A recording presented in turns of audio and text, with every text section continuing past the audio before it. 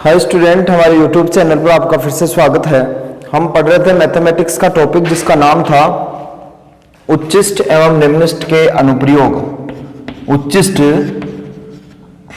एवं निम्निष्ट के अनुप्रयोग, हम इसके बारे में पढ़ रहे थे।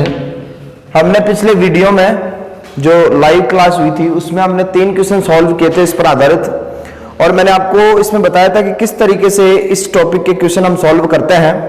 देखिए, इस पर आधारित जो क्वेश्चन है उसमें आपको किस राशि को अधिकतम या न्यूनतम करना है। सबसे पहले हम उसका फॉर्मूला लिखते हैं, और फॉर्मूला लिखने के बाद में हम देखते हैं कि उसमें कितने चर हैं। यदि चर 2 या 2 से ज्यादा है तो हम चरों की संख्या कम करते हैं, मतलब सिर्फ चर एक ही होना चाहिए। फिर जो चर है हम उसके सापेक्ष अवकलन करके उसकी वैल्यू निकालते हैं, और फिर उसका दोबारा से अवकलन करके उसका चिन्ह देखते हैं कि 0 से ज्यादा आ रही है, 0 से कम आ रहा है। यदि चिन्ह 0 से ज्यादा आ रहा है तो फिर हम बोलते हैं कि वो निम्निष्ट बिंदु होगा, और यदि 0 से कम आ रहा है तो वो उच्चिष्ट बिंदु होगा। ठीक है, लेकिन इसमें आपको ऐसे ध्यान रखना है कि जिस राशि को अधिकतम या न्यूनतम करना होता है सबसे पहले हम उसका क्या लिखते हैं, फॉर्मूला लिखते हैं। और आपको प्रत्येक क्वेश्चन में एक ऐसी इक्वेशन देगा जिससे आप चरों की संख्या कम कर सकते हो, या तो देगा या फिर आपको उसमें बनाना पड़ेगा। ठीक है बच्चों, आज हम इसमें आगे सॉल्व करते हैं एग्जाम्पल 39। आपकी बुक का एग्जाम्पल 39 जो है उसको जरा सॉल्व कर लेते हैं। इसमें बोल रहा है कि एक निर्माता 5 - x/100 रुपए प्रति इकाई की दर से, प्रति इकाई की दर से मतलब एक इकाई के जो पैसे हैं वो कितने हैं, 5 - x/100। एक इकाई की दर से अक्ष इकाइयों को बेच सकता है, मतलब अक्ष इकाइयों को बेचता है। और किस भाव से बेचता है, 5 - x/100 से। जैसे कि मैं बोलूं कि 5 रुपए का एक पेन और 10 पेन हम बेच सकते हैं, तो फिर कितने पैसे में बेच दिए कुल मिला करके, तो 10 × 5 मतलब 50। तो यहां पर विक्रय मूल्य आप बता सकते हो। विक्रय मूल्य का मतलब कितने मूल्य में आप बेच रहे हो कुल पूरी वस्तुओं को। अक्ष इकाइयों का उत्पादन मूल्य इतना रुपए है। जब आपने अक्ष इकाइयां बनाई तो उसका उत्पादन मूल्य जो आया वो कितना आया, x/5 + 500। तो ये कुल है और वो एक इकाई का है। तो इसमें बोल रहा है कि इकाइयों की वह संख्या ज्ञात कीजिए जो निर्माता को अधिकतम लाभ अर्जित करने के लिए बेचनी चाहिए। मतलब बच्चों, इसमें आपको किसको अधिकतम करना है, लाभ को अधिकतम करना है। और मैंने अभी अभी आपको बताया कि जिसको अधिकतम या न्यूनतम करना है सबसे पहले हम उसका फॉर्मूला यहाँ पे लिखते हैं। तो इस क्वेश्चन में आपको लाभ को अधिकतम करना है तो पहले हम लाभ का फॉर्मूला बनाएंगे, और लाभ मतलब प्रॉफिट, मतलब पी हम इसको बोल सकते हैं। और लाभ बच्चों होता क्या है, लाभ होता है विक्रय मूल्य माइनस क्रय मूल्य। ये बात आपने 8वीं क्लास में पढ़ी होगी, या नहीं भी पढ़ी है तो आप यहां पर दिमाग लगा सकते हो कि इसका जो फॉर्मूला यहाँ पे होगा वो क्या होगा, विक्रय मूल्य माइनस क्रय मूल्य। भाई कितने में वस्तुएं बेची और कितने में खरीदी थी। ठीक है, तो बेची किसमें, भाव क्या है वस्तु का। भाई एक वस्तु 5 - x/100 के हिसाब से बेचता है, और कितनी वस्तुएं हैं, x वस्तुएं हैं, तो इनका कुल विक्रय मूल्य हो जाएगा। इसको x से मल्टीप्लाई करेंगे तब। ठीक है, फिर माइनस क्रय मूल्य। क्रय मूल्य मतलब उत्पादन में आपको कितना पैसा खर्च करना पड़ा, तो उत्पादन में आपको जो यहाँ पे है x/5 + 500 इतना रुपए आपको खर्च इसमें करना पड़ा। ठीक है, अब यहाँ पे इसको हम सॉल्व करके p की वैल्यू निकालना चाहेंगे, तो 5 को x से मल्टीप्लाई करोगे, 5x - x² ये ऐसे हो जाएगा। अब माइनस इन दोनों से मल्टीप्लाई होगा तो -x/5 + 500 यही होगा ना। ठीक है क्या, तो अब आप इसमें ये देख लीजिए कि इसको हम आगे सॉल्व करें तो किस तरीके से करोगे। सॉल्व करना तो कर लो, नहीं यहीं पे आप इसका क्या कर सकते हो, अवकलन कर सकते हो। भाई हम उसका फॉर्मूला लिख लेते हैं। किसका फॉर्मूला, जिसको न्यूनतम या अधिकतम करना होता है। तो हमारे को यहाँ पर प्रॉफिट को मतलब लाभ को अधिकतम करना था, और लाभ को अधिकतम ही करना चाहेंगे, कोई भी हो जाए, तो अधिकतम करना था, इसलिए हमने इसका फॉर्मूला बना लिया। और अब हम इसका x के सापेक्ष क्या करेंगे, अवकलन करेंगे। तो x के सापेक्ष अवकलन करोगे तो यहाँ पे क्या होगा, dp/dx होगा, यही तो होगा। x के सापेक्ष अवकलन कितना हो गया, 1 हो गया, तो यहाँ पे आएगा 5 माइनस इसका अवकलन करोगे तो 1/100 तो कांस्टेंट है, x² करोगे तो 2x, और 2 से कट गया तो कितना हो जाएगा, x/50 माइनस यहाँ पे करोगे तो x का कितना 1, तो आंसर कितना आ गया 1/5, और 500 का कितना हो जाएगा, 0 हो जाएगा। ठीक है बच्चों, अब आप यहां पर अब आप यहां पर क्या करोगे, इसको 0 के बराबर करके x की वैल्यू निकालोगे। हमेशा यही काम करते हैं हम, जो फर्स्ट बार आप अवकलन करते हो उसको 0 के बराबर करके x की वैल्यू निकालते हो। तो मैंने इसको 0 के बराबर किया, और जब आप इसको 0 के बराबर करोगे तो यहां पर x की वैल्यू कितनी आएगी, देखो जब हम इसको 0 के बराबर करेंगे तो इसका पक्षांतरण कर देंगे तो ये तो हो जाएगा प्लस का, तो x बटे 50 बराबर क्या हो गया, 5 माइनस 1 बटे 5, और यहां पर लघुत्तम लेोगे तो कितना आएगा, 5 आएगा। 25 माइनस 1 मतलब 24 बटे 5 हो जाएगा, 24 बटे 5 हो जाएगा। अब ये 5 से कट रहा है, 5 से 5, और यहां पर हो जाएगा कितना, 10। तो यहां पर आप देख सकते हो वज्र गुणा करोगे तो x की वैल्यू कितनी आएगी बच्चों, 240। अब ये जो x का मान आया है, जो चर का मान आया है, इस पर देखना है कि दोबारा जो आप अवकलन करोगे उसका चिन्ह कैसा आएगा। भाई अधिकतम करना था, और अधिकतम करने के लिए आपको पता है कि ग्रेटर देन 0 या लेस देन 0, लेस देन 0 यहां पे आना चाहिए। तो मैं इसका दोबारा से अवकलन कर रहा हूं, तो p का x के सापेक्ष, p का x के सापेक्ष दोबारा से अवकलन करने पर, दोबारा से अवकलन करने पर मतलब दोबारा हम इसका अवकलन करेंगे, तो दोबारा अवकलन करोगे तो बताओ क्या आएगा, इसका अवकलन तो क्या होगा, इसमें सीधी सी बात D square P upon D x square. भाई हम एक्स के सापेक्ष तो कर रहे हैं इसका अवकलन दोबारा से, तो यहां पे हो जाएगा D square P upon D x square. अब देखो ये भी कांस्टेंट है और ये भी कांस्टेंट है, तो इसका अवकलन 0, इसका अवकलन 0, एक्स के सापेक्ष करोगे तो कितना आ गया 1, तो कुल मिला के माइनस 1 बटे 50। अब आप देख सकते हो कि इसमें अक्स तो है नहीं कि हमारे को अक्स का मान इसमें लिखने की आवश्यकता हो। आप तो ये देख सकते हो कि अक्स के प्रत्येक मान के लिए D square P upon D x square की वैल्यू लेस देन 0 है, और जब लेस देन 0 है तो हम बोल सकते हैं कि x बराबर 240 पर ये क्या होगा, अधिकतम होगा। कौन अधिकतम होगा, लाभ अधिकतम होगा। और आपको इसमें अधिकतम लाभ नहीं ज्ञात करना था, ये बोल रहा था कि x के किस मान के लिए लाभ अधिकतम होगा।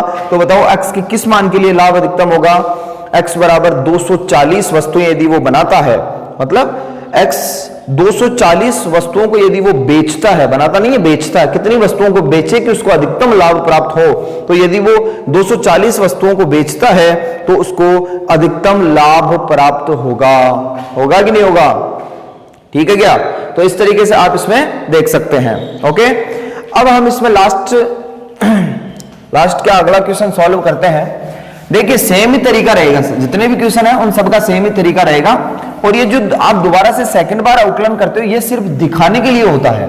क्या होता है, दिखाने के लिए होता है कि साहब इस तरीके से हम इसको सॉल्व कर सकते हैं, या फिर लेस देन 0 या ग्रेटर देन 0। ठीक है, अब हम प्रश्नावली की बात करते हैं, और प्रश्नावली हमारी कौन सी चल रही है बच्चों, 8.6 चल रही है। कौन सी चल रही है, 8.6 प्रश्नावली यहाँ पे चल रही है। इसका मैं आपको जो क्वेश्चन बताने के लिए जा रहा हूं पहले, वो क्वेश्चन मैं यहाँ पे आपको बता रहा हूं, क्वेश्चन नंबर 2। ठीक है, पहला क्वेश्चन हम बाद में सॉल्व करेंगे, पहले हम क्वेश्चन नंबर 2 सॉल्व कर लेते हैं। इसमें दिया हुआ है कि किसी वर्ग का परिमाप तथा वर्त की परिधि का योग दिया हुआ है। और बच्चों मैंने आपको अच्छी तरीके से यह बात बताई थी कि जो राशि आपको दे रखी है वो यहां पे क्या होगी, कांस्टेंट होगी। तो यहां पर वर्ग का परिमाप और वर्त की परिधि का योग दिया हुआ है। ठीक है, क्या दिया हुआ है, योग दिया हुआ है। तो यहां पे दिया है, पहले हम लिख देते हैं, दिया है, क्या दिया हुआ है, योग दिया है। योग को मैं यहां पर एस बोल रहा हूं, क्या बोल रहा हूं, एस। ये एस दिया हुआ है, आप कुछ भी बोल सकते हो। क्या दिया हुआ है, वर्ग का परिमाप और वर्त की परिधि का योग। मतलब एस का जो यहां पे फॉर्मूला होगा वो क्या होगा, वर्ग का परिमाप प्लस वर्त की परिधि। आपको ये दिया हुआ वर्त की परिधि। ठीक है बच्चों, अब इसको हम गणितीय रूप में लिखें तो एस इक्वल टू क्या होगा, वर्ग का परिमाप, मतलब वर्ग का परिमाप क्या होता है, 4 इंटू भुजा, और भुजा यहां पर मैं क्या मान रहा हूं, ए मान रहा हूं। तो ये हो जाएगा 4a प्लस वर्ग की परिधि, परिधि का फॉर्मूला क्या होगा, 2 पाई आर। आर कब, जब हम इसकी त्रिज्या को आर मानते हैं। तो यहां पे वर्ग की परिधि तो हो जाएगी 2 पाई आर, और वर्ग का जो परिमाप है वो क्या होगा बच्चों, 4a होगा। तो ये इक्वेशन आपको यहां पर गिवन है, इसलिए मैं इसको इक्वेशन फर्स्ट नाम दे रहा हूं, ये काम में आएगा। ध्यान में रखना कि योग दिया हुआ है, ये दोनों नहीं दे रखे, दोनों का जोड़ दिया हुआ है। मतलब ये कांस्टेंट है, यहां पे कौन कांस्टेंट है, एस कांस्टेंट है, ध्यान रख लेना, अचर है। फिर आगे इसमें बोल रहा है सिद्ध कीजिए कि उनके क्षेत्रफल का योग न्यूनतम होगा। बच्चों ये बात समझ में आ रही होगी, मैंने आपको अभी पिछले क्वेश्चन में ये बात बताई है कि जिस राशि को अधिकतम या न्यूनतम करना हो सबसे पहले हम उसका फॉर्मूला लिखते हैं। तो ये बोल रहा है कि क्षेत्रफलों का योग न्यूनतम हो, तो क्षेत्रफलों के योग को न्यूनतम करना है हमें। तो यहां पे सबसे पहले हम क्षेत्रफलों का योग का फॉर्मूला बनाते हैं। तो क्षेत्रफलों का योग जो है उसको मैं ए से बोल रहा हूं, कैपिटल ए से। अब योग दोनों का क्षेत्रफल लिख दीजिए। किसका क्षेत्रफल? वर्ग का क्षेत्रफल, वर्ग का क्षेत्रफल प्लस वृत्त का क्षेत्रफल, दोनों का क्षेत्रफल यहां पे लिखना पड़ेगा क्योंकि योग को न्यूनतम करना है। अब गणितीय रूप में यदि हम लिखते हैं तो वर्ग का क्षेत्रफल क्या होगा? भुजा स्क्वायर, तो ए स्क्वायर, और वृत्त का क्षेत्रफल क्या होगा? पाई आर स्क्वायर। यही तो होगा यहाँ पे, अरे भुजा स्क्वायर और पाई आर स्क्वायर। आपको यहां पर इस एक को न्यूनतम करना है, जो क्षेत्रफल का योग है, योग मतलब ए, तो इस ए को न्यूनतम करना है। और ए को न्यूनतम करने के लिए आप ए का फॉर्मूला देखोगे कि उसमें चर एक है या दो। तो यहां पे चर दो है, एक तो ए और एक आर। तो हम यहां पे सबसे पहले चरों की संख्या कम करेंगे, मतलब एक ही चर होना चाहिए। और चरों की संख्या कम करने के लिए आपको यहां पर इक्वेशन ये दे रखी है कि यहां पर आप ए का मान निकाल के ए की जगह लिख दीजिए या आर का मान निकाल के आर की जगह लिख दीजिए, किसी का भी मान निकाल लीजिए, ठीक है। तो यहां पर मैं ए का मान निकालूं तो ए का मान क्या आएगा? ए का मान ये आएगा यहां पे s minus 2 pi r upon 4, ये तो आएगा। तो ए की जगह हम ए की वैल्यू लिख सकते हैं, ए की जगह हम ए की वैल्यू लिख सकते हैं, ठीक है। तो यहां पे ए की वैल्यू क्या होगी? ए की वैल्यू क्या होगी?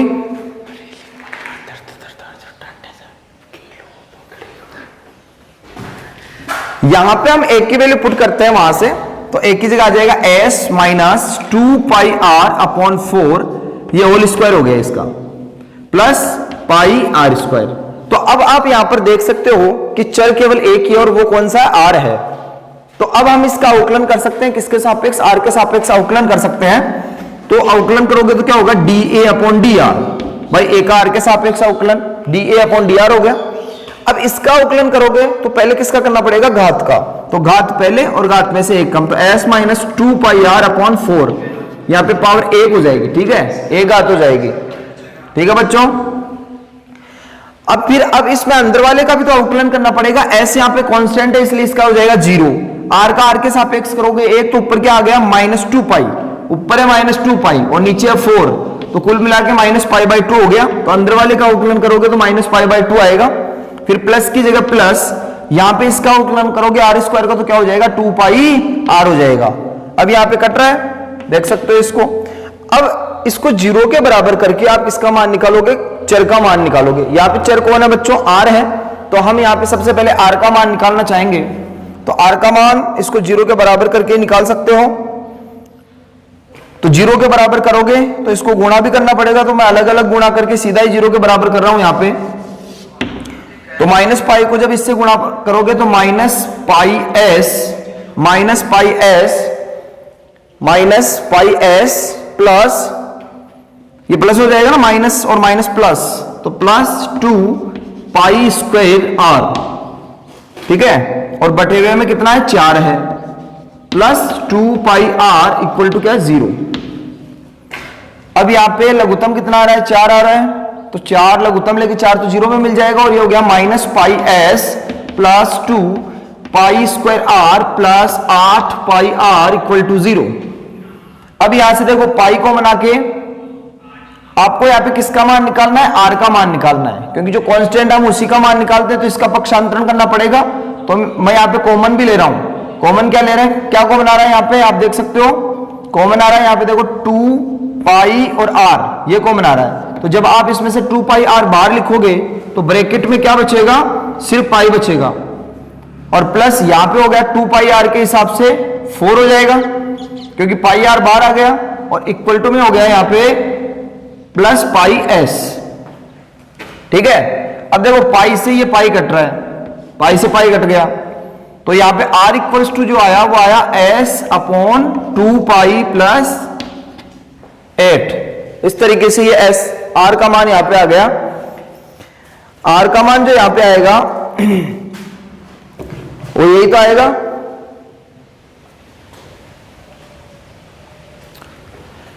अब ये आर का मान आप यहां पर निकाल चुके हो, ये चर का मान है। अब हम क्या देखते हैं कि आर के इस मान के लिए जो दोबारा से आप अवकलन करोगे उसका चिन्ह कैसा आएगा। तो आप आपको यहाँ पे करना क्या है, इसका दोबारा से अवकलन करना है आर के सापेक्ष। दोबारा से क्या करना है, इसका अवकलन करना है आर के सापेक्ष। तो हम इसका अवकलन करते हैं डी स्क्वायर ए अपॉन डी आर स्क्वायर। दोबारा से अवकलन ये होगा इसका। अब देखो ये तो कांस्टेंट है पूरा, तो इस अंदर वाले का ये अवकलन कर लेते हैं। यहाँ पे देखो इसका अवकलन तो हो जाएगा कितना 0 और इसका हो गया 1, ठीक है। तो माइनस पाई से मल्टीप्लाई करोगे तो ये हो गया 2 पाई स्क्वायर अपॉन 4, ये हो जाएगा 2 पाई स्क्वायर अपॉन 4 हो जाएगा प्लस 2 पाई। तो आप देख सकते हो इसमें फिर से चर नहीं बच रहा है, मतलब आर नहीं बच रहा है, आर नहीं बच रहा है इसमें फिर से। तो आर की वैल्यू आप क्या लिखोगे, लिख ही नहीं सकते। तो आपको सीधा दिख रहा है कि ये किस में आ रहा है, प्लस में आ रहा है, मतलब ग्रेटर देन 0 है। तो हम सीधा बोल देंगे कि आर बराबर एस अपॉन 2 पाई प्लस 8 पर ये क्या है, न्यूनतम है, क्योंकि ग्रेटर देन 0 पर न्यूनतम होता है। कौन न्यूनतम है, क्षेत्रफलों का योग यहाँ पर न्यूनतम है। ये तो सिर्फ और सिर्फ बताने के लिए आपको करना होता है। यहाँ पर जो मुख्य मान है वो क्या है, r equals to s upon 2 pi plus 8। सिद्ध क्या करना था, इसमें बोल रहा था कि क्षेत्रफलों का योग न्यूनतम होगा यदि वर्ग की भुजा वृत्त के व्यास के बराबर है। वर्ग की भुजा वृत्त के व्यास के बराबर है, मतलब आंसर में वर्ग की भुजा ए आनी चाहिए और वृत्त का व्यास मतलब आर आना चाहिए। तो एक ऐसी इक्वेशन बनाओ जिसमें ए और आर आ जाए। तो ये यहां पर आपको दिख रहा है इक्वेशन फर्स्ट जो आपको दे रखी थी। इसमें आप एस की जगह एस का मान लिख सकते हो यहां से। तो एस की जगह यदि एस का मान लिखोगे तो क्या होगा, समीकरण 1 से हम यहां पे क्या बोल सकते हैं कि 2 पाई आर प्लस 8r, ये तो ये है, और बराबर में है 4a प्लस 2 पाई आर। तो ये 2 पाई आर से 2 पाई आर कट गया और ये 4 से कट रहा है, तो a बराबर हो गया 2r। तो यहां पर आप देख सकते हो क्या रिजल्ट आया कि जो वर्ग की भुजा थी वो वर्त के व्यास के बराबर है। ठीक है, देखिए सबका तरीका एक सा ही रहेगा, तरीका सबका एक है। आपको करना क्या है, सबसे पहले आपको यह करना है कि जिसको अधिकतम या न्यूनतम करना है, सबसे पहले हम उस राशि का फॉर्मूला लिखेंगे और फॉर्मूला लिखने के बाद में उसका अवकलन करेंगे चरों की संख्या कम करके। इसके बाद में जो क्वेश्चन है वो क्वेश्चन नंबर 3 हम सॉल्व करते हैं। तीसरा क्वेश्चन,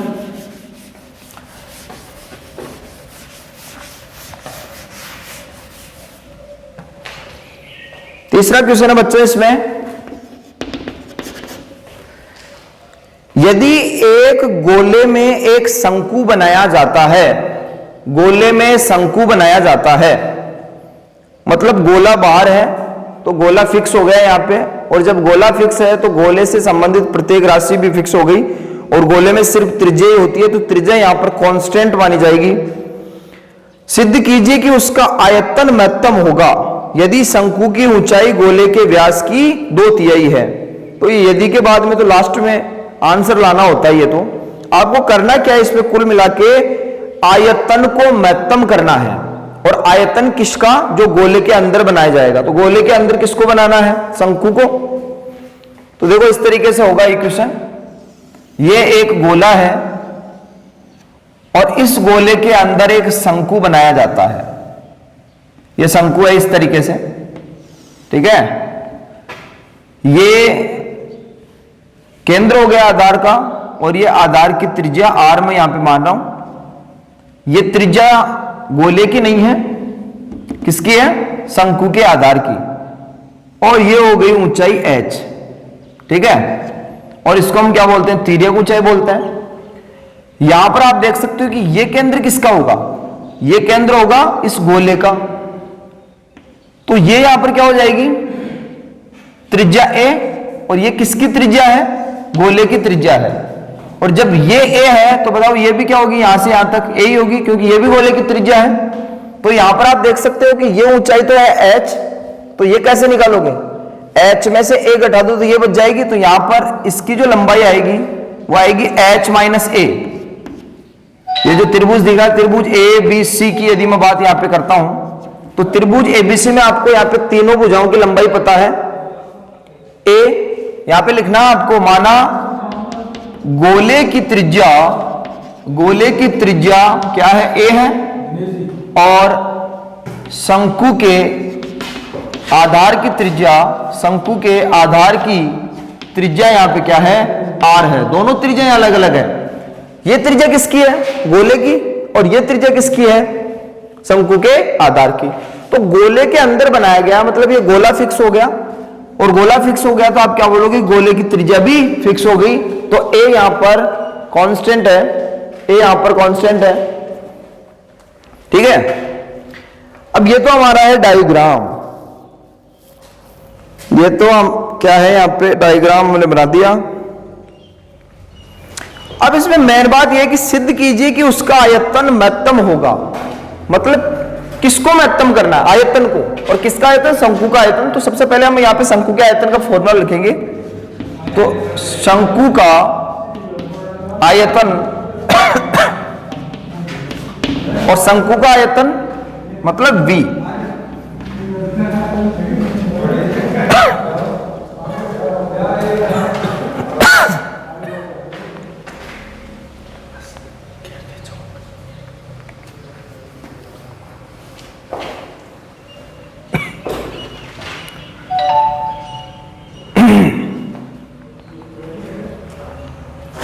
शंकु का आयतन क्या है, यहां पे V है, और शंकु का आयतन का फॉर्मूला क्या होता है, 1/3 पाई r स्क्वायर h, यही होता है। अब इसमें देखो चर कितने हैं, r और h, ये दोनों ही चर हैं। तो चरों की संख्या हम कम करेंगे, और कम करने के लिए इक्वेशन बनानी पड़ेगी। तो यहां पे हम इक्वेशन बना सकते हैं त्रिभुज एबीसी से।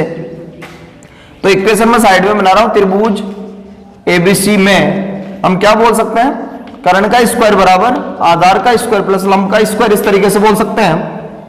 तो कर्ण यहां पर कौन है, a है, तो a स्क्वायर बराबर आधार यहां पे कौन है इसका, r, और लंब कौन है, h माइनस a, तो h माइनस a का होल स्क्वायर।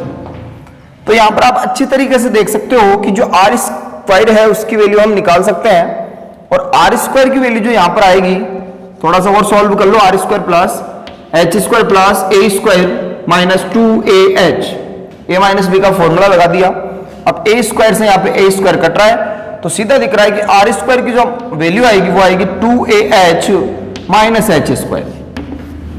तो यहां पर मैं r स्क्वायर की जगह ये मान लिख रहा हूं, तो v बराबर हो जाएगा बच्चों पाई बटे हुए 3, r स्क्वायर की जगह क्या आ गया, 2ah माइनस h स्क्वायर, और बाहर है क्या, h।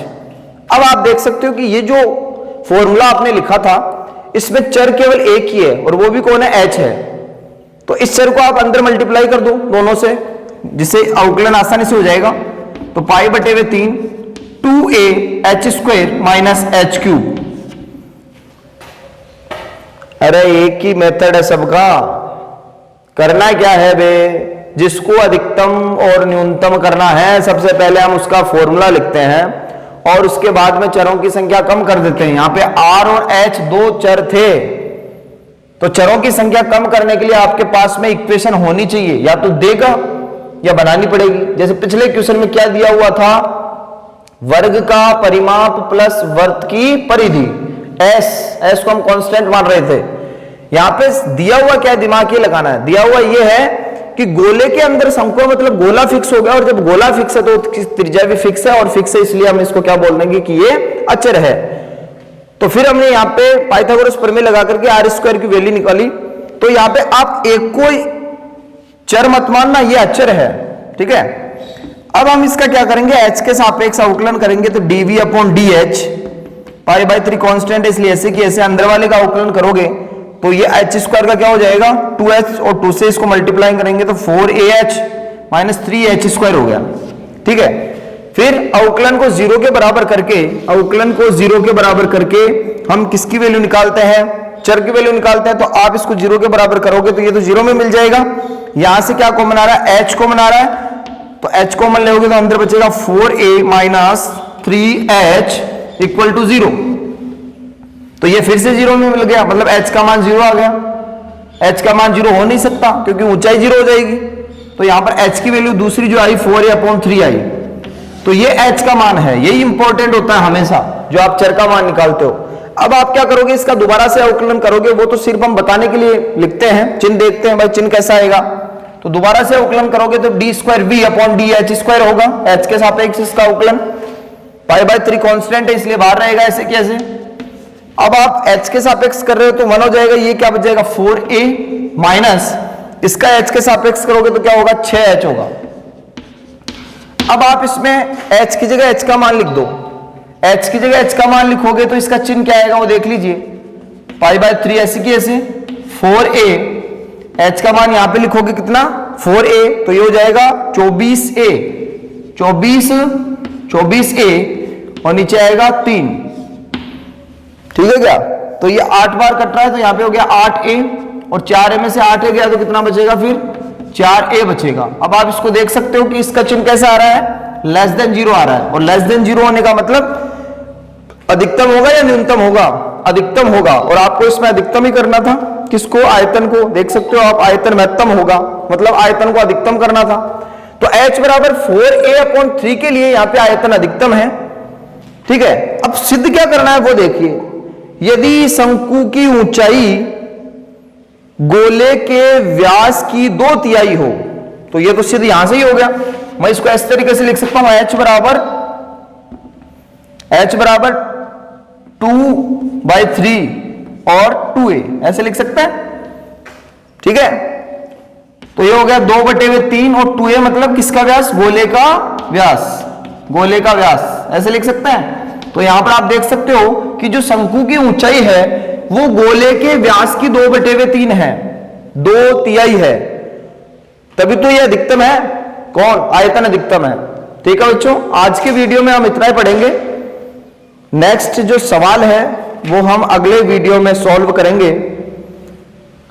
सबका तरीका एक ही है, मैं फिर से आपको बताना चाहूंगा, जिसको अधिकतम या न्यूनतम करना है सबसे पहले आप उसका फॉर्मूला लिखोगे, फॉर्मूला लिखने के बाद में आप चरों की संख्या कम करोगे और फिर जो चर है उसके सापेक्ष आप आउकलन करके उसकी वैल्यू निकाल लोगे, बस वो वैल्यू इंपॉर्टेंट है आपके लिए। फिर जो दोबारा आप आउकलन करते हो वो तो सिर्फ दिखाने के लिए किया जाता है, जो आप चर की वैल्यू निकालते हो वही हमेशा सिद्ध करने के काम में आती है। ठीक है बच्चों, तब तक के लिए धन्यवाद।